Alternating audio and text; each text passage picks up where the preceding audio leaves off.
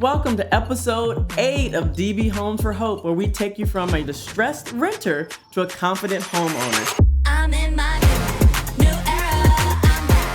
I'm better in my new era. I'm better in my new. Today, we're going to talk about the formula of 10, 10, 10, 50, 20. What is that? It's a way to steward our finances in a way that's peaceful, so we don't have to stress over money, so that you can have money in your pocket, whether we're in a recession, depression, whatever is happening all around us, whatever chaos, we are still confident in our finances. We talked briefly about the 10% of giving the tithe. So I won't harp on that. It's really something that you choose to do or not do. But I challenge you to do it because God's math is different from ours, and it works. When I didn't tithe, when I was in college many moons ago, I always felt that I had a lack.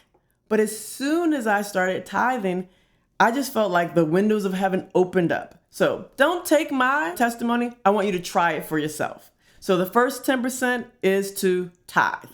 The second 10%, short-term savings. All of us have some type of emergency. Never has my car said, hey, today, coach, I'm going to have a flat tire. Not once have any of my children said, hey, today I'm going to break an arm or need some new sneakers because my foot grew.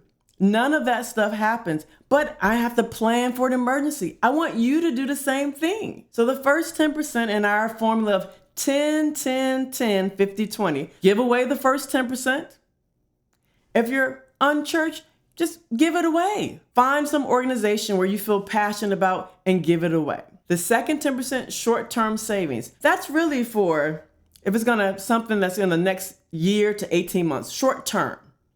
But of that short-term savings, I want $500 to $1,000. That's going to be our goal in the first 30 days. Yes, I'm giving you a challenge. So 30 days from this, I want you to come back.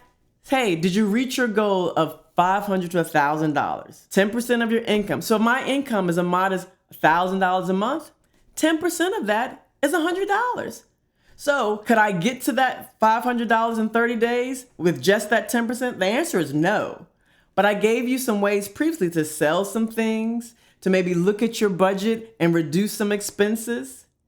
Do you have to do it in the first 30 days? No, but I want you to. I want you to hammer down so you can get to that goal of $500 to $1,000 in that first 30 days. And I'm going to give you some other ways to do that too. We've already talked about selling some stuff. We talked about reducing expenses. Look underneath your sofa. I'm forever finding some change in the sofa. Everything adds up so we can get to that first $500 to $1,000. But at a minimum, you're going to put 10% of your net income. That means after Uncle Sam has taken the taxes, what you bring home, 10% of that to your short-term savings. And you may ask, well, where do you want me to put that? It's not underneath your mattress where you're getting 0%. If you have a local bank, you're probably going to get only 1% or less for that short-term savings account. I highly recommend you put it into a high-yield savings account. We'll put some options in the show notes. There are about 5 that I recommend. And no, they are not giving me any kickback for telling you about it. I just want you to know that you can get 3 to 5% interest instead of 1% so that your money grows very quickly. So the first 10%, we're giving it to tithe charity. Second 10% to yourself. You're paying yourself first. Short-term savings. That first goal of $500 to $1,000. But then there's some other short-term savings. Christmas, birthdays, anniversary. We give gifts on a consistent basis, so why not plan for it?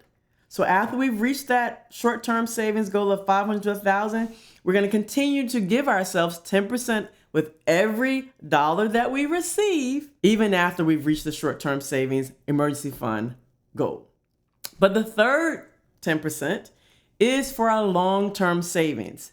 If you look real hard, you'll see that there's gray hair here. I want to age gracefully. I want you to do the same thing. So let's prepare for it. Maybe some of you don't want to retire. You just want to have more time freedom. But there are others of you who want to retire.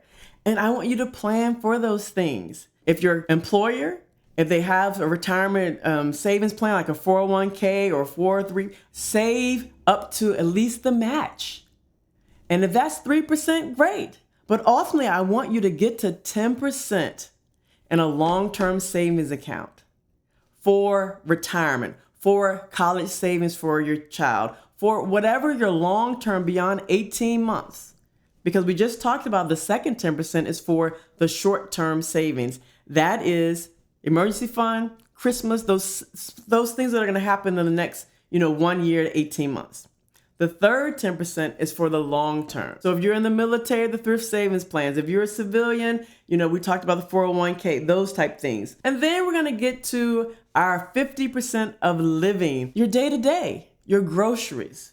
And in our household, we spend a lot of money on food. And so if I don't track it, it goes away quickly.